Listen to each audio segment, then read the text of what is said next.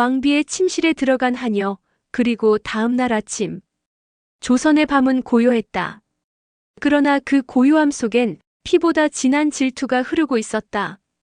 어느 왕의 궁궐. 왕비의 침실엔 왕이 오지 않았다.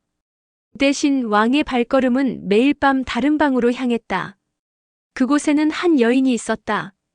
이름은 연화. 원래는 왕비의 하녀였다. 일화, 금지된 눈빛.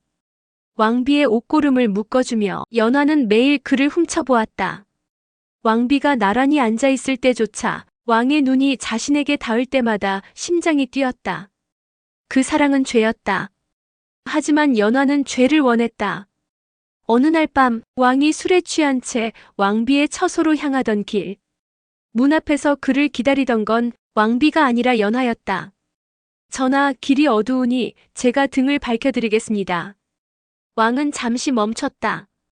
그리고 그날 밤 왕의 손이 처음으로 하녀의 손을 잡았다. 그날 이후 연화는 더 이상 하녀가 아니었다. 왕의 비밀이었다. 이화, 왕비의 자리를 훔친 여자. 왕의 총에는 폭풍처럼 쏟아졌다. 왕비에게 주어지던 옷과 장신구가 하나 둘 연화에게 넘어갔다.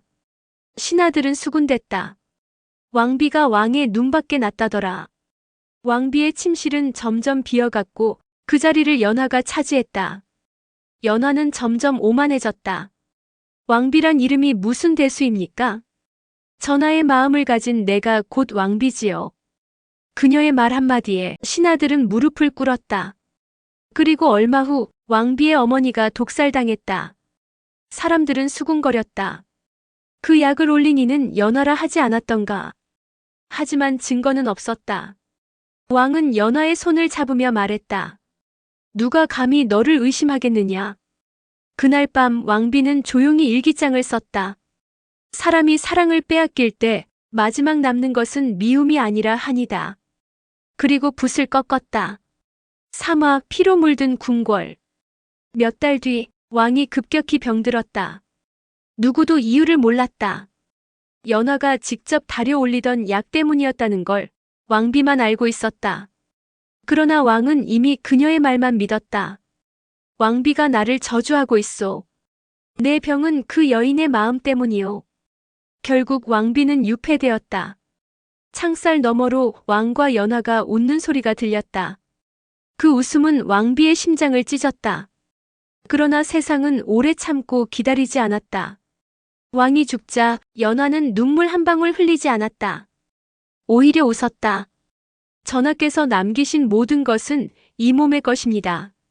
신하들은 분노했다. 그러나 이미 유언장엔 왕의 도장이 찍혀 있었다. 왕비의 이름이 지워지고 그 위에 연화 두 글자가 선명했다. 사화, 웃으며 독을 따른 왕비. 며칠 후 왕의 장례식 날. 왕비는 초라한 흰옷을 입고 나타났다. 전하의 마지막 밤을 위해 차 한 잔 드리겠소. 연화는 미소 지으며 그 찻잔을 받았다. 왕비가 직접 따린 산삼과 초근을 섞은 차. 향긋했지만 그 안에는 아주 미세한 청산이 섞여 있었다.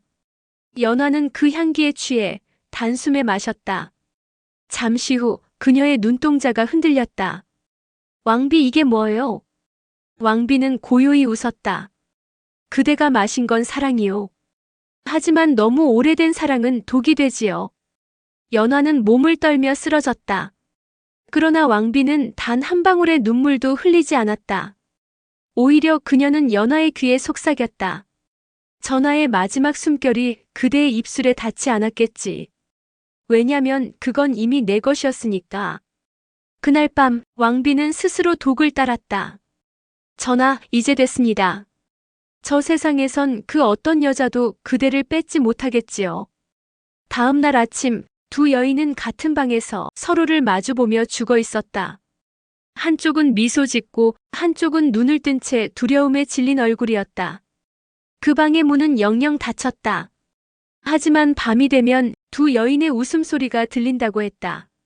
하나는 달콤했고 하나는 차가웠다. 누가 진짜 승자였을까?